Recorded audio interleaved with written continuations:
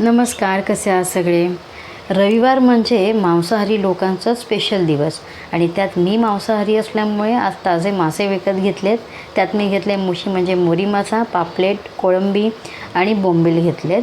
यात मी सगळ्या माशांना आलं लसूण पेस्ट लावली आहे, लाल तिखट लावलं आहे आणि बोंबील सोडून बाकी सगळ्यांना मीठ लावलं आहे. बोंबीलला आता मीठ नाही लावायचं आहे, जेव्हा फ्राय करायला घेणार तेव्हाच मीठ लावायचं, नाहीतर ते पाणी सुटतं. 10-12 कोकमा मी इथे भिजत ठेवली होती थोड्याशा पाण्यामध्ये, म्हणजे नंतर त्याचा आगळ मला वापरता येईल.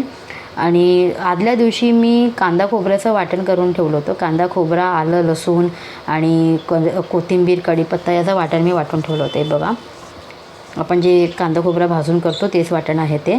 चला तर मग स्टार्ट करूया आपण कोळंबी रस्स्यापासून. तर इथे टोप मी ऑलरेडी ठेवला होता गॅसवर तापत. एक मोठा चमचाभर तेल मी इथे घेतलेलं आहे आणि याला मी आता जिरं, मोहरी आणि कढीपत्त्याची फोडणी देणार आहे. बघा, जिरं टाकलं आहे, आता मोहरी टाकते आणि कढीपत्ता टाकते. तर कढीपत्त्याची फोडणी फिश करीमध्ये बहुतेक जण नाही देत, पण मी दिलं आहे कारण मला आवडतं तो फ्लेवर कढीपत्त्याचा. तुम्हाला नसेल आवडल्यास तुम्ही नका टाकू. आणि आता जे आपण वाटण टाकलं होतं ते टाकूया. छान मोहरी आणि जिरात जे तडतडल्यानंतर हे वाटण आपण व्यवस्थित टाकून मिक्स करून घ्यायचे. आणि आता आपण जे घरचे मसाले नेहमीचे वापरतो ते आपण टाकूया, म्हणजे जसं हळद, लाल तिखट, धने जिरे पावडर, गरम मसाला, हे सगळं टाकून मी ते मिक्स करून घेतलं आहे. तुम्ही याच्यामध्ये फिश करी मसालाही टाकू शकता, फक्त तो एक उकळी आल्यानंतर अर्धा ते 1 चमचाभर टाकायचा आहे. पण त्याच्यामध्ये ऑलरेडी तिखट वगैरे पण असतं, तर त्याप्रमाणे तुम्ही हे तिखट याच्यामध्ये बेताने घ्या. आणि हे आपण कोळंबीचा सार करतो आहे, त्यामुळे त्याच्यात मी तिखट थोडंसं कमीच घेतलं आहे. झाकण लावून त्याला व्यवस्थित शिजवून घ्यायचं आहे. बघा, मी झाकण लावून व्यवस्थित शिजवून घेतलं, म्हणजे तेल बाजूला सुटतं तोपर्यंत शिजवून घ्यायचं, म्हणजे कच्चा वास राहत नाही वाटणाचा. सगळे मसाले व्यवस्थित मुरले जातात. आणि जे कोळंबी आपण मुरवत ठेवली होती ती आपण आता याच्यामध्ये टाकून व्यवस्थित मस्तपैकी आपण ढवळून घेऊया, म्हणजे जेणेकरून पूर्ण मसाला त्या कोळंबीमध्ये मुरेल आणि कोळंबीची टेस्ट त्या मसाल्यामध्ये उतरेल. असं व्यवस्थित ढवळून घ्यायचं आहे. मी तुम्हाला सांगितलं तिखट बेताने घ्या, कारण ऑलरेडी आपण कोळंबीलासुद्धा लावलं होतं तिखट. ओके. आणि आता आपण इथे गरजेप्रमाणे पाणी घेऊया. तुमची केवढी माणसं असतील खाणारी, त्याप्रमाणे तुम्ही त्यामध्ये कमी जास्त करू शकता. पातळ किंवा घट्ट अशा प्रकारे मी 2 जणांसाठी बनवले आहे. आता याच्यामध्ये मी मीठ टाकते चवीनुसार आणि 5 ते 6 कोकमं टाकलेली आहेत, म्हणजे व्यवस्थित त्याचा जो आंबटपणा आहे रश्श्यामध्ये व्यवस्थित उतरेल. कोळंबी रस्सा थोडासा आंबटच छान लागतो. आणि काही जण याच्यामध्ये कैरी पण टाकतात, कैरीचा सीझन असल्यावर. मी कोकम टाकलं आहे आणि झाकण लावून एक उकळी आणली आहे. बघा, तुम्ही बघू शकता छानपैकी बाजूला तेल सुटलेलं आहे आणि आपला कोळंबी रस्सा तयार झालाच आहे. ओके.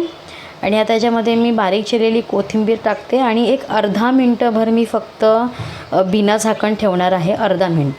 फक्त अर्धा मिनटं लो फ्लेमवर बिना झाकण मी ही थोडीशी उकळी आणते आणि आपला कोळंबी रस्सा तयार आहे. आता आपण वळूया फिश फ्रायकडे. बघा, कोळंबी व्यवस्थित शिजलेली पण आहे याच्यामध्ये. फिश फ्रायकडे वळूया आपण. मी इथे तवा तापवत ठेवला होता.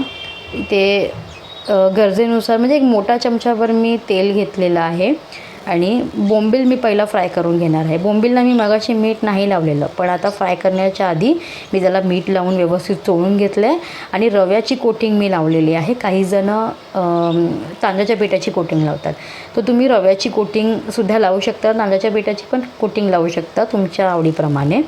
तर इथे मी रव्याची कोटिंग लावून थोडे थोडे बोंबील तळून घेतलेत. एकत्र नाही तळायचे, नाही तर ते व्यवस्थित तळले जात नाही, शिजत नाही व्यवस्थित. आणि मच्छी नेहमी जी असते ती लो फ्लेमवरच फ्राय करायची, म्हणजे ती व्यवस्थित आतपर्यंत शिजते. आणि हे एकदम कुरकुरीत मला पाहिजे होते माझ्या मुलीसाठी. मी स्पेशली अशीच मच्छी बनवते, ही कुरकुरीत. हे बघा, आणि व्यवस्थित हलक्या हाताने ती पलटी मारायची आहे, म्हणजे ते तुटणार नाहीत. हे बघा, इथे तुटलं. आता व्यवस्थित असे हलक्या हाताने पलटी मारायच्या, म्हणजे बोंबील अख्खाच्या अख्खा राहतो आणि व्यवस्थित कुरकुरीत होतो. तो एकदम छान लागतो तसा बोंबील. हे बघा, तर इथे व्यवस्थित मी सांगितल्याप्रमाणे कुरकुरीत झालेले आहेत बोंबील. आणि आता या स्टेजला मी हे आता उतरून घेते. व्यवस्थित शिजलेले पण आहेत ते आतपर्यंत. बोंबील शिजायला तसा फारसा वेळ नाही लागत, म्हणूनच मी बोलते की लो फ्लेमवर मी ही सगळी मच्छी बनवली आहे. जेवढी पण बनवणार आहे मी लो फ्लेमवर बनवणार आहे. ठीक आहे. आता सगळे बोंबील आपण काढून घेऊया एका प्लेटमध्ये. आणि दुसरे पण जे बोंबील होते जे मुरवत ठेवलेले त्याला पण मी आता लगेचच फ्राय करून घेते. हे आता बोंबील जे आहेत तर ही माझे दुसरे बोंबील फ्राय करून झालेले आहेत. आणि आता पापलेट मी फ्राय करायला घेते इथे. यालासुद्धा मी रव्याची कोटिंग लावलेली आहे.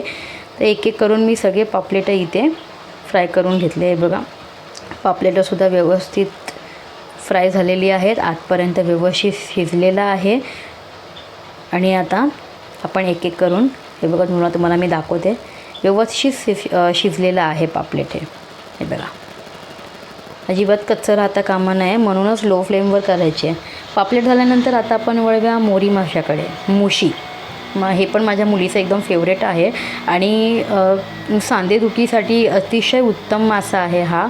आवडत नसल्यास त्यांनी एकदा तरी फ्राय करून खा. हा छान लागतो एकदम मटणासारखा. चिकन पीस जे आपण फ्राय करतो ना तसंच लागतो हा पण. तर नक्की एकदा या प्रकारे फिश फ्राय करून बघा ही मोरी माशाची. हे बघा.